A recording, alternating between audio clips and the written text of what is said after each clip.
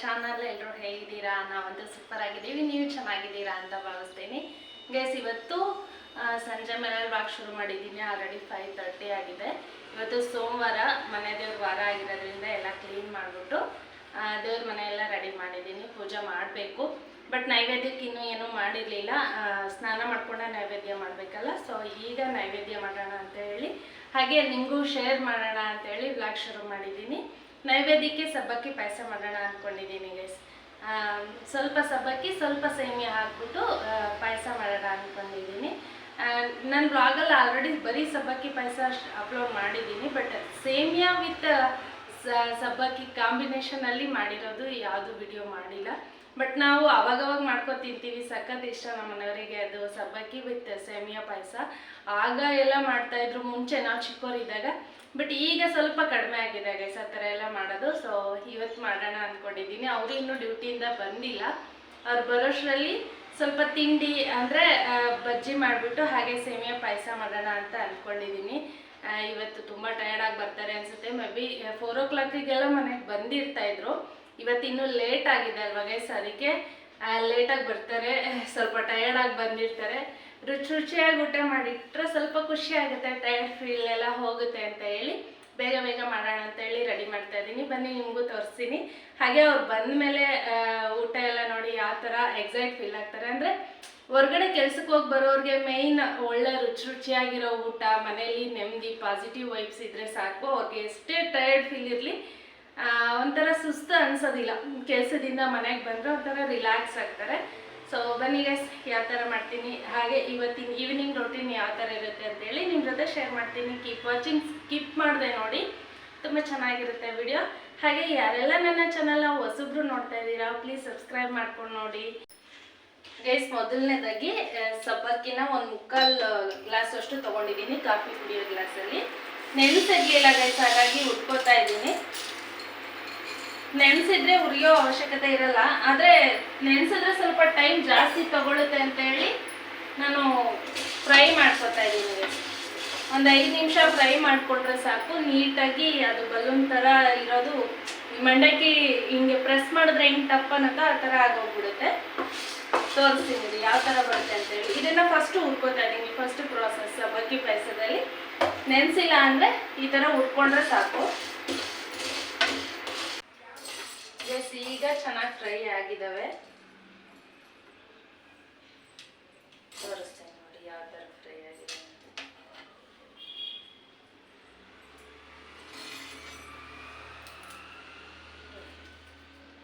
Same ಮಂಡಕ್ಕಿ ಥರ full ಇದಾಗೋಗುತ್ತೆ. ಹುರ್ಕೊಂಡ್ರೆ ಸಾಕು ಗಸ್.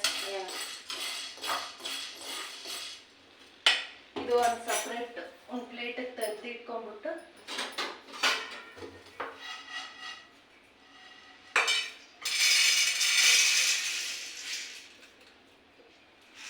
ಈಗ ಇದೇ ಪ್ಯಾನ್ಗೆನೆ 1 ಗ್ಲಾಸು 1.5 ಗ್ಲಾಸ್ ಅಷ್ಟು ಸೇಮಿಯಾ ಹಾಕ್ತಾ ಇದ್ದೀನಿ. ಅಂದರೆ ನಿಮ್ಗೆ ಅಳತೆ ಗೊತ್ತಾಗಲಿ ಅಂತ ಅಷ್ಟೇ ಈ ಥರ ಇಟ್ಕೊಂಡಿರೋದು. 1 ಗ್ಲಾಸು ಸಬ್ಬಕ್ಕಿ ಅಂದರೆ ಒಂದೊಂದು ಕಡೆ ಸಾಬುದಾನ ಅಂತಾರೆ. 1 ಗ್ಲಾಸ್ ಸಬ್ಬಕ್ಕಿ ಮತ್ತು ಇನ್ನೊಂದು ಗ್ಲಾಸು 1.5 ಇದು ಸೇಮಿಯಾ, ನಮ್ಮ ಕಡೆ ಶಾವಿಗೆ ಅಂತ ಕರೀತಾರಲ್ಲ ಅದು. ತುಪ್ಪ ಹಾಕಿ ಆದ್ರೂ ಫ್ರೈ ಮಾಡ್ಕೋಬೋದು, ಚೆನ್ನಾಗಿರುತ್ತೆ. ನಾನು ಹಾಗೆ ಫ್ರೈ ಮಾಡ್ತಾ ಇದ್ದೀನಿ. ಶಾವಿಗೆ ಎಲ್ಲ ಫ್ರೈ ಆಗಿದೆ ಗೈಸ್, ಇಷ್ಟ ಆದರೆ ಸಾಕು. ಇನ್ನು ಸಬ್ಬಕ್ಕಿನೂ ರೆಡಿ ಇದೆ. ಈಗ ಹೇಗೆ ಮಾಡೋದು ಅಂತ ತೋರಿಸ್ತೀನಿ ಬನ್ನಿ. ಗ್ಲಾಸಲ್ಲಿ 2 ಗ್ಲಾಸ್ ನೀರು ಹಾಕ್ತಾ ಇದ್ದೀನಿ.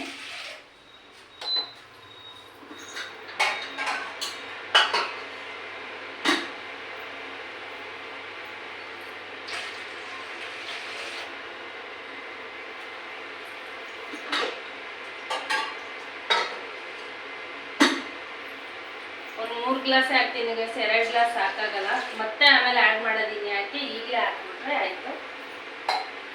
3 ಗ್ಲಾಸ್ ನೀರು ಹಾಕಿದ್ದೀನಿ. ಸ್ವಲ್ಪ ನೀರು ಕಾಯಿಲಿ, ಅಷ್ಟರಲ್ಲಿ ಬೆಲ್ಲ ಪುಡಿ ಮಾಡ್ಕೊಳ್ಳೋಣ. ನಾನು ಸಕ್ಕರೆ ಯೂಸ್ ಮಾಡ್ತಾ ಇಲ್ಲ, ಇಲ್ಲಿ ಬೆಲ್ಲ ಯೂಸ್ ಮಾಡ್ತಾ ಇದ್ದೀನಿ. ಅಷ್ಟರಲ್ಲಿ ಸ್ವಲ್ಪ ನೀರು ಬಿಸಿ ಆಗೋಷ್ಟರಲ್ಲಿ ಬೆಲ್ಲ ಪುಡಿ ಮಾಡಿಕೊಂಡು ಹಾಕ್ಕೊಳ್ಬೇಕು. ಗೈಸ್ ಒಂದು 2 ಅಚ್ಚಷ್ಟು ಬೆಲ್ಲ ಹಾಕ್ತಾ ಇದ್ದೀನಿ, ಪುಡಿ ಮಾಡ್ಕೊಂಡಿದ್ದೆ.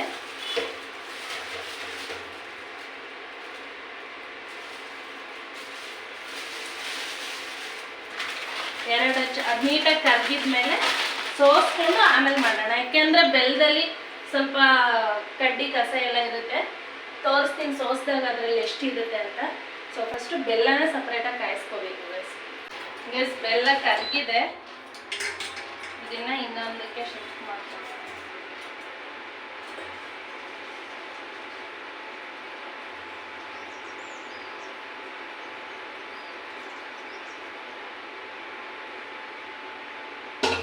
ಬೆಲ್ಲದಲ್ಲಿ ಎಷ್ಟಿದೆ ನೋಡಿ, ಈ ಎಡ್ಜಲ್ಲಿ ನೋಡಿ ಎಷ್ಟಿದೆ, ಹಾಗೆ ಇದ್ರಲ್ಲಿ ನೋಡಿ.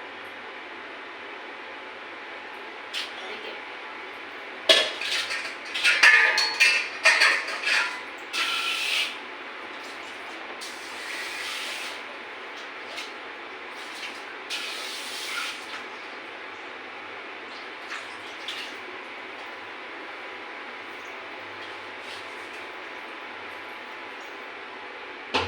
ಇದು ಸ್ವಲ್ಪ ಚಿಕ್ಕದಾಗುತ್ತೆ, ಅದಕ್ಕೆ ಮತ್ತೆ ಇದನ್ನೇ ಇಡ್ತಾ ಇದ್ದೀನಿ. ಪಾಕ ಇದ್ರೆಲ್ಲ ಬಿಟ್ಬಿಟ್ಟು ಈಗ ಗೈಸ್ ಇವಾಗ ಸಬ್ಬಕ್ಕಿ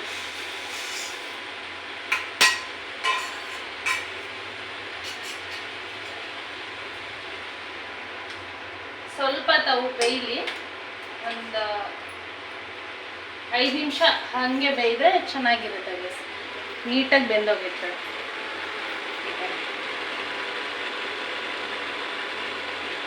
ಹುರಿದಿರೋದಕ್ಕೆ ಸೇಮ್ ಕಡಲೆಪುರಿ ಆಗಿದ್ದಾವೆ. ಈಗೆಲ್ಲ ನೀರು ತುಂಬಿಕೊಂಡು ಬೆಂದರೆ ಚೆನ್ನಾಗೆಲ್ಲ ಹೋಗಿ ಕೆಳಗೆ ಕುತ್ಕೊಂಡ್ಬಿಡ್ತವೆ ಗೈಸ್. ಇದೆಲ್ಲ ಸ್ವಲ್ಪ ಬೆಂದ ಮೇಲೆ ಆಮೇಲೆ ಸೇಮೆ ಹಾಕೋಣ.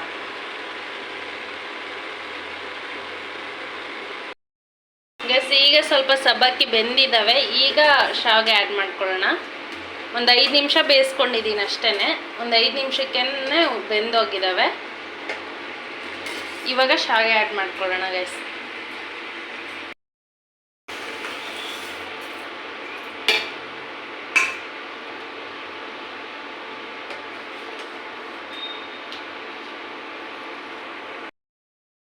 ಇದು ಅಷ್ಟೇ, ಶಾವಿಗೆ ಅಳ್ಕೊಳ್ಳುತ್ತೆ ಬೇಗನೆ. 1 ನಿಮಿಷ ಹಂಗೆ ಬಿಟ್ಟರೆ ಸಾಕು ಗೈಸ್, 1 ನಿಮಿಷ ಹಂಗೆ ಕುದ್ಬಿಟ್ರೆ ಸಾಕು. ಬಿಸಿಗೆ ಮೆತ್ತಗಾಗೋಗ್ಬಿಡುತ್ತೆ.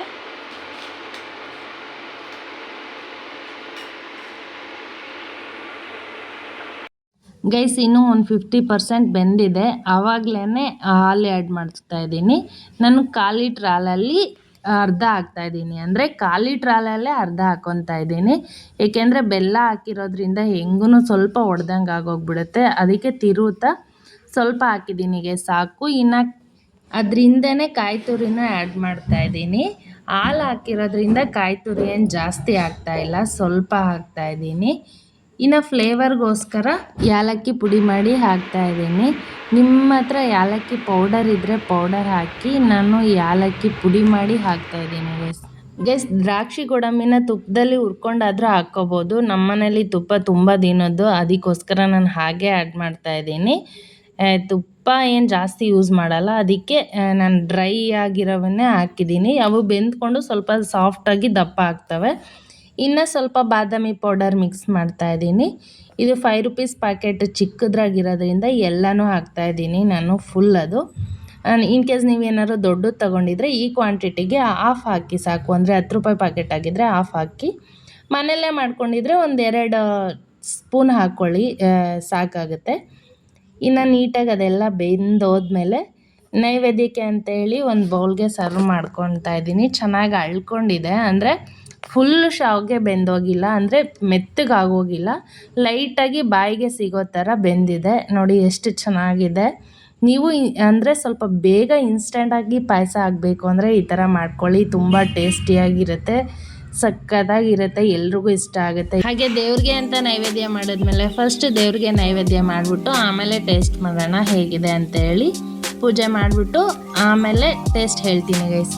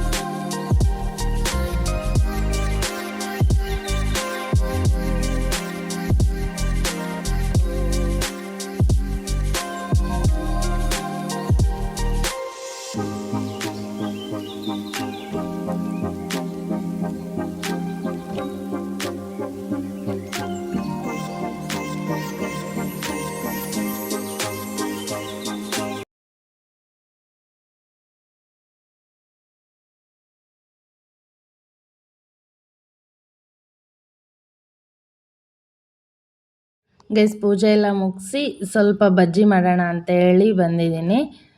ಸೊ ಪಾಯಸ ಆಗಿದೆ, ಹಾಗೆ ರೈಸು ಮಾಡಿದ್ದೀನಿ. ಈಗ ಬಜ್ಜಿ ಮಾಡ್ತಾ ಇದ್ದೀನಿ ಗೈಸ್. ಅಂದರೆ ಊಟದ ಟೈಮಿಗೆ ಬಜ್ಜಿ ಹಾಕ್ಕೊಂಡ್ರೆ ಬಿಸಿ ಬಿಸಿ ತಿನ್ಬೋದು ಅಂತ ಹೇಳಿ ಬಜ್ಜಿ ಮಾಡ್ತಾ ಇದ್ದೀನಿ. ತುಂಬ ದಿನ ಆಗಿತ್ತು ಮಾಡಿ, ಹೇಮಂತ್ ಇದ್ದಾಗ ಮಾಡಿದ್ದು, ಅವ್ನು ಊರಿಗೆ ಹೋದಾಗಿಂದ ಬಜ್ಜಿ ಮಾಡೇ ಇರಲಿಲ್ಲ. ಸೊ ಈಗ ಮಾಡ್ತಾಯಿದ್ದೀನಿ ಗೈಸ್. ಕ್ರಿಸ್ಪಿಯಾಗಿ ಸಖತ್ತಾಗಿ ಬಂದಿದ್ದಾವೆ ಅನಿಸ್ತಾ ಇದೆ. ಅಂದರೆ ಬಾಣಲಿ ಇಲ್ಲಿ ಬೆಂದಿರೋದು ನೋಡಿದ್ರೇ ಬಾಯಲ್ಲಿ ನೀರು ಬರ್ತಾಯಿದೆ ಗೈಸ್, ಯಾವಾಗ ತಿನ್ನೋಣ ಅಂತ ಹೇಳಿ. ಇನ್ನು ಬಜ್ಜಿಗೆ ಬೇಯಿಸ್ಕೊಂಡಿದ್ದೀನಿ, ಬಜ್ಜಿ ಕಲಿಸ್ಬೇಕು. ಬಜ್ಜಿ ಅಂದರೆ ನಮ್ಮ ಸೈಡ್ ಬದನೆಕಾಯಿ ಬಜ್ಜಿ ಅಂತ ಮಾಡ್ತಾರೆ. ಈ ರೆಸಿಪಿ ಬೇಕು ಅಂದರೆ ಯಾರಿಗಾದ್ರೂ ಬೇಕು ಅಂದರೆ ಕಮೆಂಟ್ ಮಾಡಿ ಗೈಸ್, ಯಾವ ಥರ ಮಾಡೋದು ಅಂತ ಹೇಳ್ತೀನಿ. ಇನ್ನು ಪಾಯಸ, ಆಮೇಲೆ ಬಜ್ಜಿ, ಮೆಣಸಿನ್ಕಾಯಿ ಬಜ್ಜಿ. ಇವತ್ತಿನ ನೈಟ್ ಊಟ ಬಂದುಬಿಟ್ಟು ಮೆಣಸಿನ್ಕಾಯಿ ಬಜ್ಜಿ ಸೈಡ್ಸ್ಗೆ, ಬದನೆಕಾಯಿ ಬಜ್ಜಿ ಅನ್ನ ಸಾಂಬಾರು ಜೊತೆಗೆ, ಇನ್ನು ಪಾಯಸ. ಒಂದು 5 ನಿಮಿಷ ಅಡುಗೆ ಮನೆಯಲ್ಲಿ ಗ್ಯಾಸ್ ಸ್ಟವ್ ಬಿಸಿ ಅಂದರೆ ಒಲೆ ಬಿಸಿ ಹಬ್ಬೆಗೆ ಇದ್ದೀವಿ ಅಂದರೆ ಸಾಕು, ನಾವು ರೆಡಿಯಾಗಿರೋ ಎಲ್ಲ ಮೇಕಪ್ಪು ಹೊರಟೋಗ್ಬಿಡುತ್ತೆ. ವಿಂಡೋ ಎಲ್ಲ ಓಪನ್ ಮಾಡಿಕೊಂಡು ಅಡುಗೆ ಮಾಡೋಣ ಅಂದರೆ ಗೈಸ್ ಗಾಳಿಗೆ ಸ್ಟವ್ವೇ ಉರಿಯೋದಿಲ್ಲ. ಅದಕ್ಕೋಸ್ಕರ ವಿಂಡೋ ಕ್ಲೋಸ್ ಮಾಡಿಕೊಂಡು ಮಾಡಲೇಬೇಕು, ಆವಾಗ ನಾವು ಫುಲ್ ಬೇವ್ತೋಗೋದಂತೂ ಗ್ಯಾರಂಟಿ.